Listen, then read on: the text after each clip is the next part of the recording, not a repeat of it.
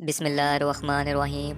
अस्सलाम वालेकुम नाज़रीन, उम्मीद है कि आप सब खैरियत से होंगे। सबका खैर मक़दम हो हमारे हदीस चैनल पर। आज का मौजू इस्लाम के स्तूनों में से एक हमारे ईमान की बुनियाद नमाज के बारे में है। रसूल सल्लल्लाहु अलैहि वसल्लम की अहादीस और तालीमात में गौर करेंगे जो हमें मुकम्मल और खूबसूरत नमाज अदा करने में रहनुमाई देती है। आज हम बुखारी शरीफ की एक अजीम हदीस का मुताला करेंगे जिसमें हुज़ूर अकरम सल्लल्लाहु अलैहि वसल्लम को रात के सफ़र में आसमानों पर ले जाया गया। इस हदीस में जन्नत व दोज़ख की मुशाहबात, हज़रत आदम अलैहिस्सलाम और दीगर अंबिया अलैहिस्सलाम से मुलाकातें और नमाज की फ़र्जियत के बारे में इल्हामात शामिल हैं। ये हदीस हमें ईमान को मजबूत बनाने और अल्लाह पाक की कुदरत व अज़मत का इदारक करने में मदद देती है। तो आइए सुनते हैं और इस हदीस से कीमती असबाक सीखते हैं।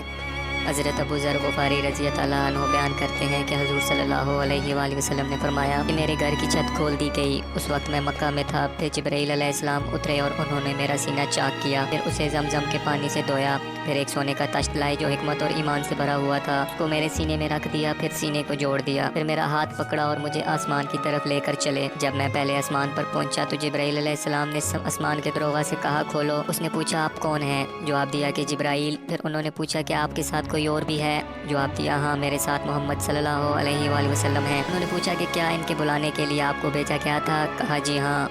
जब उन्होंने दरवाज़ा खोला तो हम पहले आसमान पर चढ़ गए। वहाँ हमने एक शख्स को बैठे हुए देखा। उनके दाहिनी तरफ कुछ लोगों के झुंड थे और कुछ झुंड बाईं तरफ थे। जब वो अपनी दाहिनी तरफ देखते तो मुस्कुरा देते और जब बाईं तरफ नज़र करते तो रोते। उन्होंने मुझे देखकर फरमाया आओ अच्छे आए हो साले नबी और साले बेटे। मैंने जिब्राईल अलैहिस्सलाम से पूछा ये कौन है? उन्होंने कहा कि ये आदम अलैहिस्सलाम हैं और उनके दाएं बाएं जो झुंड हैं ये इनके बेटों की रूहें हैं। जो झुंड दाएं तरफ हैं वो जन्नती हैं और बाएं तरफ की झुंड दोज़खी रूहें हैं। इसलिए जब वो अपने दाएं तरफ देखते हैं तो खुशी से मुस्कुराते हैं और जब बाईं तरफ देखते हैं तो रंज से रोते हैं। फिर जिब्राईल अलैहिस्सलाम मुझे लेकर दूसरे आसमान तक पहुँचे और उसके दरोगा से कहा कि खोलो। उस आसमान के दरोगा ने भी पहले की तरह पूछा, फिर खोल दिया। हज़रत अंस ने कहा कि अबू ज़र ने जिक्र किया कि आप सल्लल्लाहु अलैहि वसल्लम यानी नबी करीम सल्लल्लाहु अलैहि वसल्लम ने आसमान पर आदम, अदरीस, मूसा, ईसा और इब्राहीम अलैहिस्सलाम को मौजूद पाया। और अबू ज़र रज़ी अल्लाह अन्हु ने हर एक कट खाना नहीं बयान किया, अलबत्ता इतना बयान किया कि हुज़ूर सल्लल्लाहु अलैहि वसल्लम ने हज़रत आदम को पहले आसमान पर पाया और हज़रत इब्राहीम अलैहिस्सलाम को छठे आसमान पर। अंस ने बयान किया कि जब जिब्राईल अलैहिस्सलाम नबी करीम सल्लल्लाहु अलैहि वसल्लम के साथ इदरीस अलैहिस्सलाम पर गुजरे तो उन्होंने फरमाया कि आए अच्छे हो साले नबी और साले भाई। मैंने पूछा ये कौन है? जवाब दिया कि ये अदरीस अलैहिस्सलाम है। फिर मूसा अलैहिस्सलाम तक पहुंचा तो उन्होंने फरमाया अच्छे आए हो साले नबी और साले भाई। मैंने पूछा ये कौन है? जिब्राईल अलैहिस्सलाम ने बताया कि मूसा अलैहिस्सलाम है। फिर मैं ईसा अलैहिस्सलाम तक पहुंचा और उन्होंने कहा आओ अच्छे आए हो साले नबी और साले भाई। मैंने पूछा ये कौन है? जिब्राईल अलैहिस्सलाम ने बताया कि ये ईसा अलैहिस्सलाम है। फिर मैं इब्राहीम अलैहिस्सलाम तक पहुंचा। उन्होंने फरमाया आओ अच्छे आए हो साले नबी और साले बेटे। मैंने पूछा ये कौन है? जिब्राईल अलैहिस्सलाम ने बताया कि ये हज़रत इब्राहीम अलैहिस्सलाम हैं। इब्ने शहाब ने कहा कि मुझे अबू बकर बिन हज़म ने खबर दी कि अब्दुल्ला बिन अब्बास और अबू हजता अल अंसारी रज़ी अल्लाह अन्हा कहा करते थे कि नबी करीम सल्लल्लाहु अलैहि वसल्लम ने फरमाया।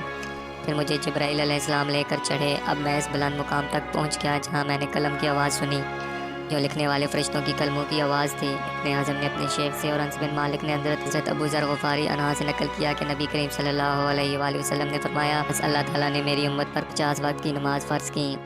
मैं ये हुक्म लेकर वापस लौटा। जब मूसा अलैहिस्सलाम तक पहुंचा तो उन्होंने पूछा कि आपकी उम्मत पर अल्लाह ने क्या फ़र्ज़ किया है? मैंने कहा 50 वक्त की नमाज़ें फ़र्ज़ की हैं। उन्होंने फरमाया आप वापस अपने रब की बारगाह में जाएं क्योंकि आपकी उम्मत इतनी नमाज़ों को अदा करने की ताकत नहीं रखती। मैं वापस बारगाह रब्बिल इज़्ज़त में गया तो अल्लाह ताला ने इसमें से एक हिस्सा कम कर दिया। फिर मूसा अलैहिस्सलाम के पास आया और कहा कि एक हिस्सा कम कर दिया गया है। उन्होंने कहा कि दोबारा जाइए क्योंकि आपकी उम्मत में इसके बर्दाश्त की भी ताकत नहीं है।